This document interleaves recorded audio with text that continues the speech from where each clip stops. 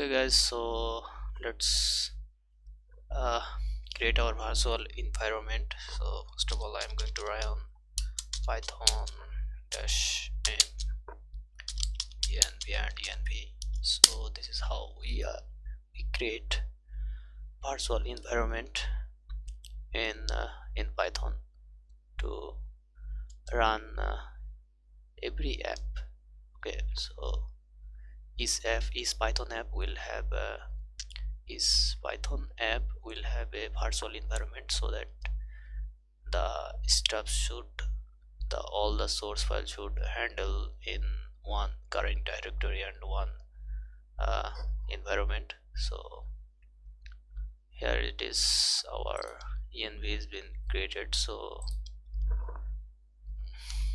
let's activate our virtual environment. Click /env